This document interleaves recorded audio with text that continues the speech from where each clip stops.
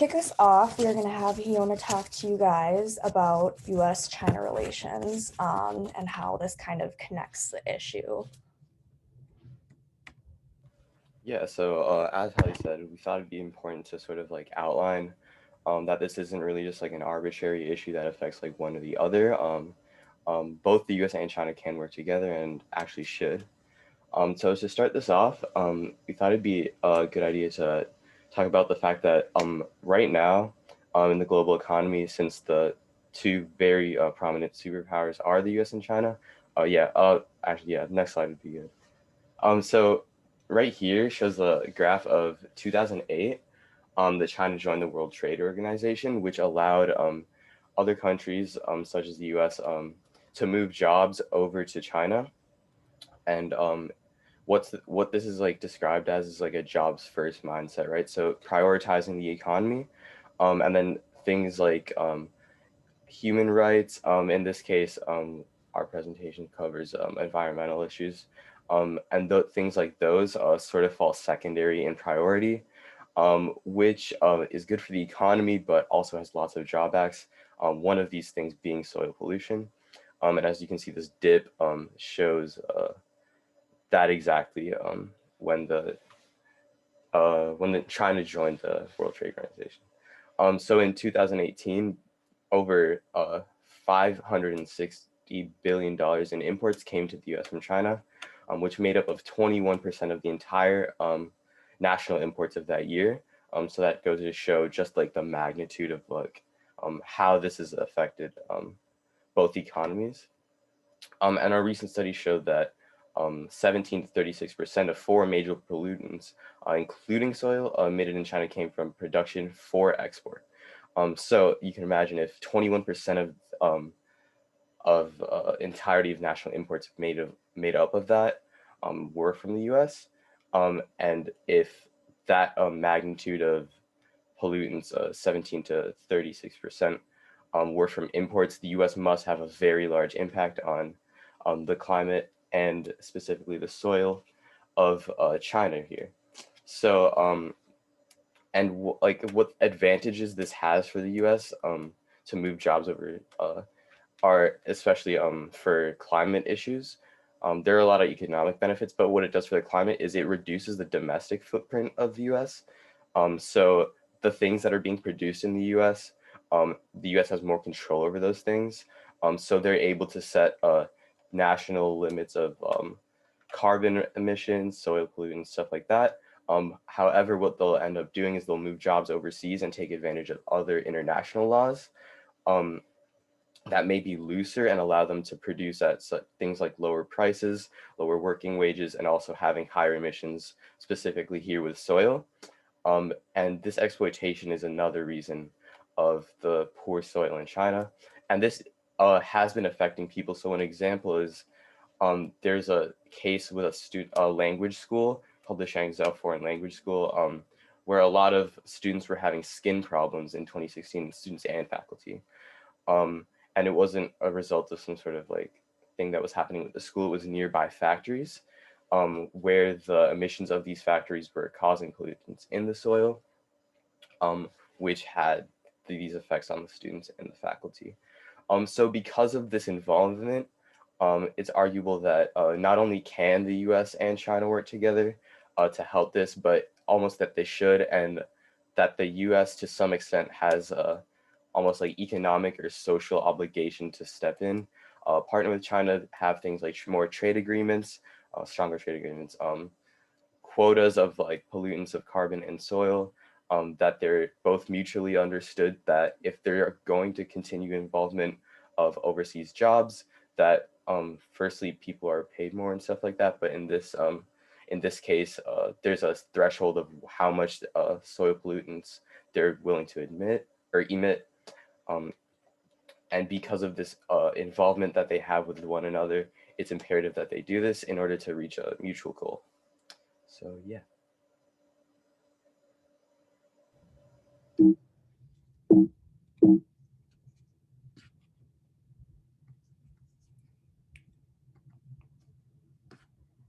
All right. So to kind of build and summarize off of what Yona said, it's important to note that both China and the US are both within the top 10 of the most polluting countries in the entire world, and that they are largely connected through industry outsourcing, which is basically just a simple summarization of, all the amazing great points he just pointed out. That being said, industrial production is the main source of soil pollution in both countries, thus explaining how this issue unites them. Overall, public health is another uniting factor. So if you're asking yourself, why should we care? Why is this important? Why is it relevant to me, to my community? Well, public health is the issue, obviously, that's extremely present right now with COVID.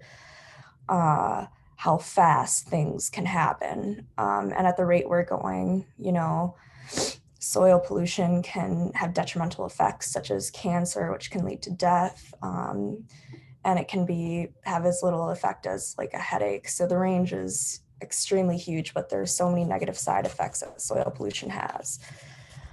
Therefore, the health of the US and China populations, this issue has to be addressed by both of us.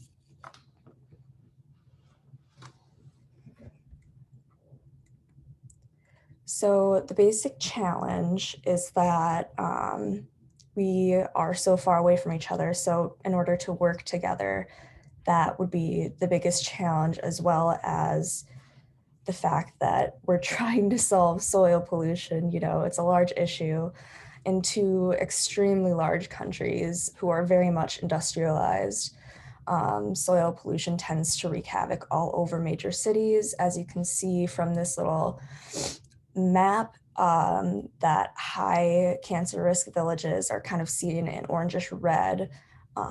So larger cities tend to have more factories, more people, and therefore, understandably, more pollution. And it's really eye-opening how they call them cancer villages. It's a little bit scary, and it just kind of really opens your eyes to the issue. So here's a few graphics that can kind of help put this into perspective. Like I was saying before, at the rate we're going, we're not going to have enough usable soil for agriculture. Topsoil, uh, like we lose topsoil 17 times faster than it can even regenerate, and we need that for agriculture, especially here in the Midwest. In China, 12 tons of contaminated grain per year are just wasted. And in the US, we tend to waste a lot. But basically, everything is connected. When we contaminate the soil, that's basically contaminating groundwater, which then gets into the water cycle, and that can get into the air. So everything's kind of connected and interconnected with each other, and it affects our health, it affects plant life, it affects animal health, it affects so many other things. Um, and kind of what Yona was saying is that industrial production is the main reason for this. And you can kind of see that in this, well, not magenta, but burgundy little pie area of what makes up a majority of soil pollution. And then in this bottom right graphic, you can just see the statistics of how China's the second soil polluter, while the United States is the seventh, but it just has the amount of deaths per year, which is why we should care. We should care about our fellow man and our public health in both populations. So how on earth are we supposed to solve something of this magnitude? It seems pretty impossible right now. It's kind of asking, like, how do we solve pollution in general? And so far, recycling has been a great solution, but it's not going to solve everything, especially not at the rate that we're going. Our proposed solution to reduce these ramifications and all these negative side effects as well would be to implement soil washing devices for all major soil polluting factories. So these devices would be installed at architectural sites around and around existing polluting factories in China as well as the United States, large scale. That's what we want. So environmental policies would also need to be implemented in both countries. Obviously, for these to occur, factories and companies aren't going to want to just have the expense of implementing these devices. So it definitely needs to be government mandated, and which would probably require a petition from numerous of the public as well as governing figures. So this is the longer scale solution.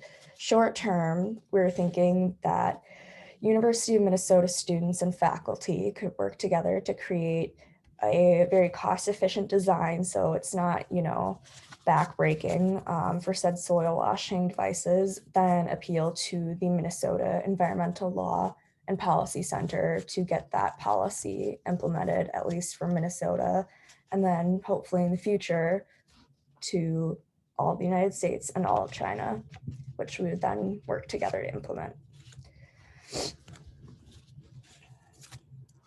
You can see here kind of just a simple diagram of what soil washing kind of looks like.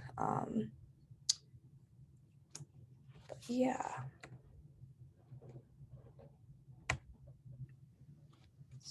So yeah, moving on to justification and feasibility. Holly, if you want to just go to the next slide quick. So like Holly said, we definitely need to implement some sort of um,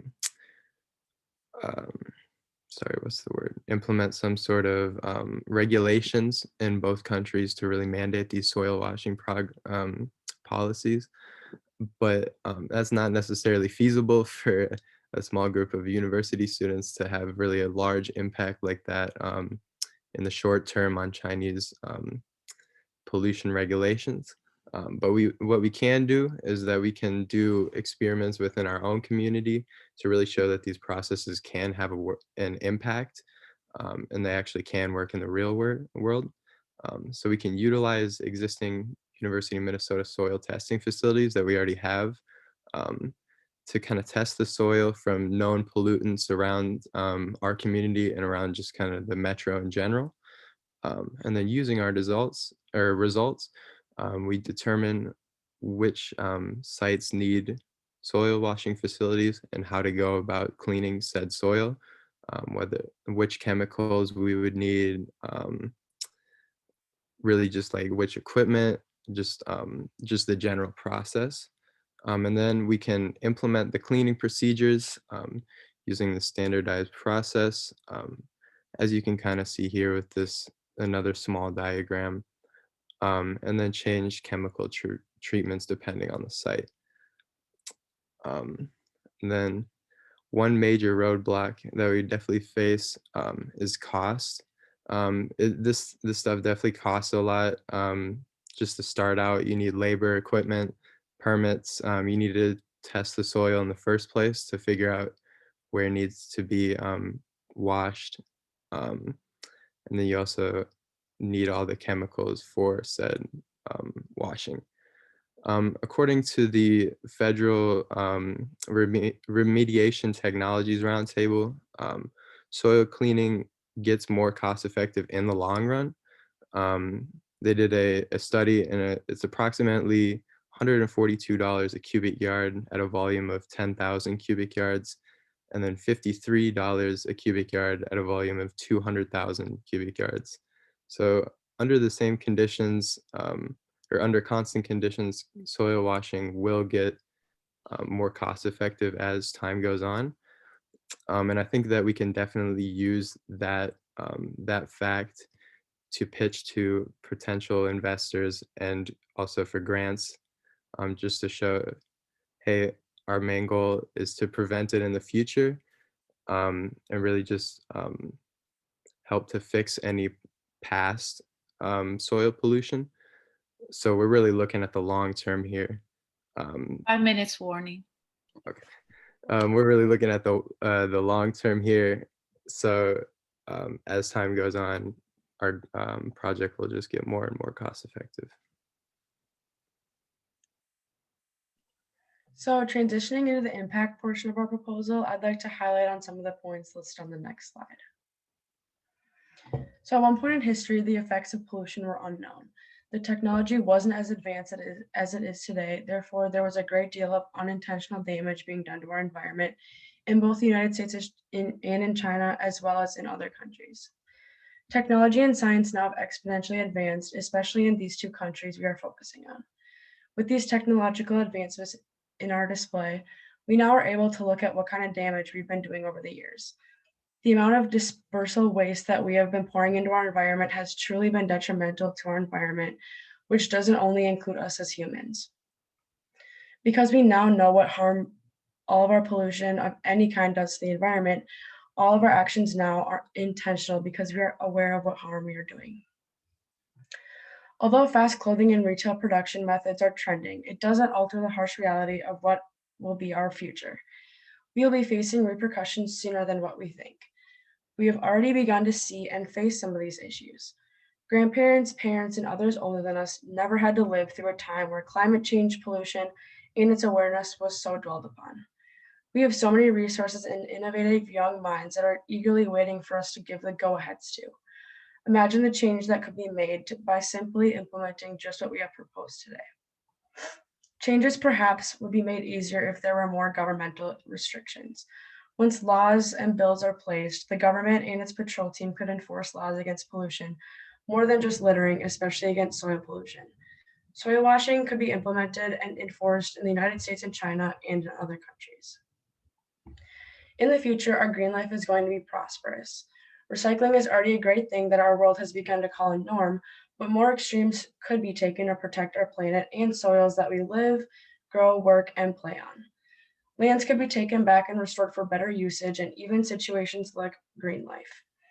Like Hallie had highlighted on, the statistics are scary. Soil washing methods could aid in the process of rebuilding and restoring our planet and global health. On the next slide, we are displayed with a few columns with examples of causes, effects, and solutions. With more awareness and caution, we could change soil pollution and other forms of pollution that are harming our communities.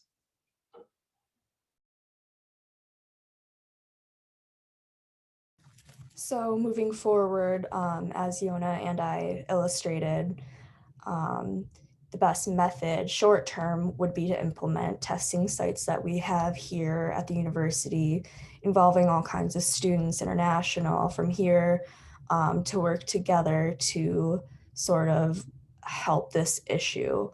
Longer term, we have a much larger goal, but as of right now, we are undergrad students just trying to make a difference. So I think testing the soil would be a good start.